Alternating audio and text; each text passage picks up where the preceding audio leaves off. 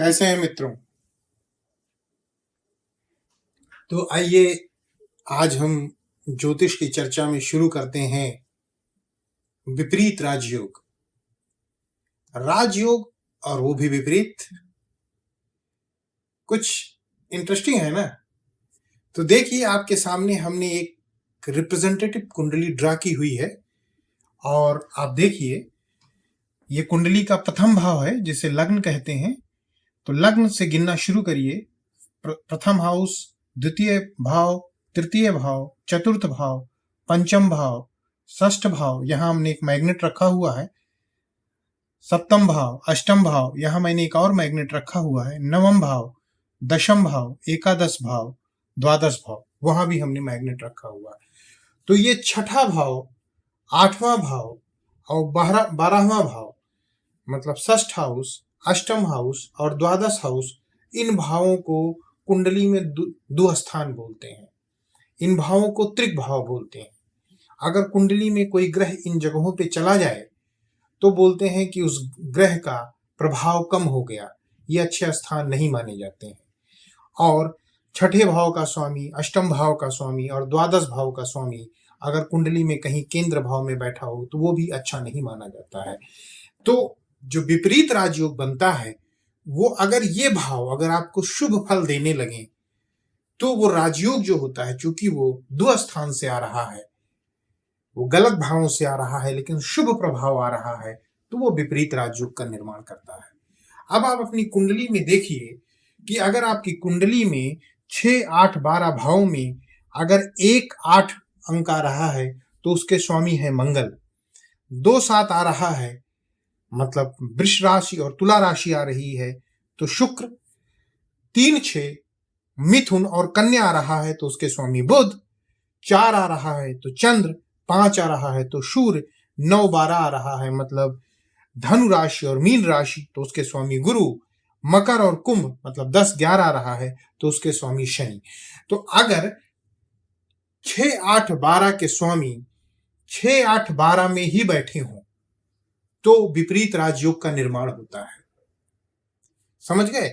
जैसे छठे भाव का स्वामी अगर छठे में ही हो या 8वें में हो या 12वें में हो तो विपरीत राजयोग का निर्माण होगा।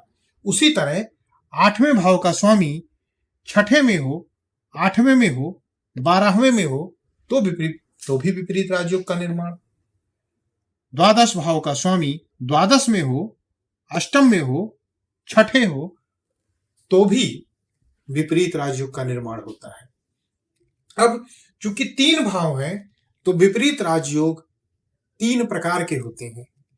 अगर विपरीत राजयोग का निर्माण छठे भाव से हो रहा है तो उसको हर्ष विपरीत राजयोग कहते हैं। अगर 8वें भाव से हो रहा है तो उसको सरल राजयोग कहते हैं।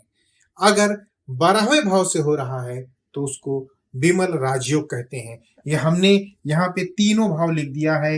ये छठे भाव का स्वामी यदि छठे, 8वें, 12वें में बैठा हो तो हर्ष विपरीत राजयोग का निर्माण होता है। 8वें भाव का स्वामी यदि 6, 8, 12 में बैठा हो तो सरल राजयोग का निर्माण होता है। और 12वें भाव का स्वामी 6, 8, 12वें भाव में बैठा हो तो विमल राजयोग का निर्माण होता है। अब ये तो हुआ कि ये योग निर्मित हो गया। अब ये योग अगर निर्मित हो गया तो ये आपको क्या शुभाशुभ फल देगा। तो शुभाशुभ फल जानने के लिए हमको ये देखना होगा कि 6, 8 और 12वें भाव से किन फलों का विचार किया जाता है। कुंडली का हर भाव किसी न किसी गुण को रिप्रेजेंट करता है जिससे हम उस फलाफल का विचार करते हैं। तो छठे भाव से हम कर्ज का विचार करते हैं, छठे भाव से हम शत्रुओं का विचार करते हैं, छठे भाव से हम बीमारी का विचार करते हैं, कार्यस्थल का विचार करते हैं, नौकरी का विचार करते हैं, पालतू जानवर का विचार करते हैं, लिटिगेशन का विचार करते हैं, मीन्स कोर्ट कचहरी का विचार करते हैं और हम अपने पापों का भी विचार उसी से करते हैं। तो यदि आपकी कुंडली में हर्ष विपरीत राजयोग का निर्माण होगा तो अगर आपकी कुंडली में हर्ष विपरीत का राजयोग का निर्माण हो रहा है तो कर्ज आपको परेशान नहीं कर सकेगा। कोई भी शत्रु आपके सामने नहीं टिक सकेगा। शत्रु आपसे शत्रुता रखने की जैसे ही सोचेगा, उसका कुछ ना कुछ नुकसान अपने आप ही होना शुरू हो जाएगा। आपको कुछ एफर्ट करने की ज़रूरत नहीं, क्योंकि ये गॉड गिफ्टेड है। आपको किसी भी तरह की छोटी-मोटी बीमारी छू भी ना सकेगी, और बड़ी और क्रॉनिक बीमारी की तो बात ही नहीं करनी है। कार्यस्थल और नौकरी पे आप हमेशा तरक्की करते रहेंगे, पालतू जानवरों को भी पर्याप्त सुख रहेगा। आप जो है कोर्ट कचहरी के मामले में निर्विवाद रूप से विजयी रहेंगे। तो अगर आप हर्ष विपरीत राजयोग का निर्माण हो रहा है, तो आप इन सब चीजों से लाभान्वित रहेंगे। शर्त यह है कि जब हर्ष विपरीत या कोई भी तरह का विपरीत राजयोग का निर्माण हो रहा हो, तो ग्रह का अंश बल कम ना हो, ग्रह पे किसी और दुष्ट ग्रहों की दृष्टि ना पड़ रही हो, या उनके साथ कोई और ग्रह बैठ के उस ग्रह के बलाबल को छीड़ न कर दे रहा हो। अब अगर 8वें भाव से अगर विपरीत राजयोग का निर्माण हो रहा है, तो 8वां भाव आयु का होता है, लॉन्जिविटी का होता है। हम मृत्यु का विचार करते हैं, हम वारसे का विचार करते हैं, हम हिडन ट्रेजर का विचार करते हैं, हम ऑकल्ट साइंस का विचार करते हैं, हम जो है जीवन में आने वाली हर्डल्स का विचार करते हैं।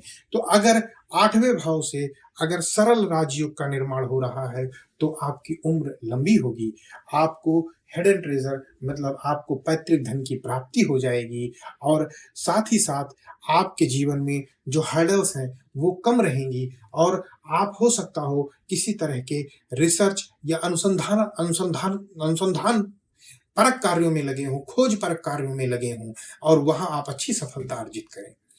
अब आइए हम विचार करते हैं 12वें भाव से।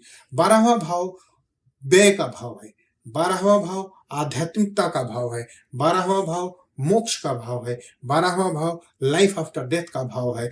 तो अगर विमल राजयोग का निर्माण आपकी कुंडली में हो रहा है, तो आप स्पिरिचुअल होंगे, आप आध्यात्मिक होंगे, व्यय आपका रिस्ट्रिक्टेड होगा, आपके खर्चे आपकी आमदनी से ज्यादा नहीं होंगे, आपके हाथ में पैसे बचे रहेंगे।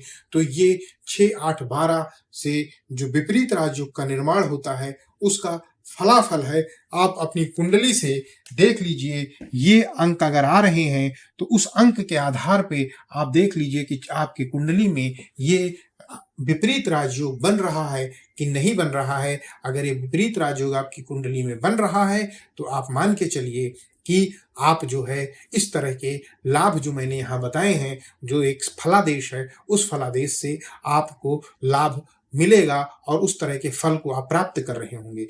अगर हमारे उन दर्शकों के लिए जिनकी कुंडली में ये विपरीत राजयोग नहीं बन रहा है, तो भी आप मान के चलिए कि प्रभु की कृपा आपके ऊपर है, आपके ऊपर ये राजयोग नहीं बन रहा है, तो हम आने वाले वीडियो में पंच महापुरुष योगों का डिस्कशन करेंगे। आप तब चेक करिएगा, आपकी कुंडली में हो सकता हो प्रभु ने पंच महापुरुष योग का विचार, पंच महापुरुष योग दिया हो सकता हो धन योग दिया हो, क्योंकि ज्योतिष में योगों की कमी नहीं है, ज्योतिष में योग बहुत हैं। हमको ये देखना होता है कि वो फलित हो रहे हैं कि नहीं हो रहे हैं, और अगर वो फलित नहीं हो रहे हों, तो अपनी इष्ट से प्रार्थना करिए कि आपके कुंडली के दोषों को दूर करें और आपको शुभ फल प्रदान करें। अब इन्हीं बातों के साथ मैं अपनी वाणी को और इस वीडियो को यहीं विराम देता हूं।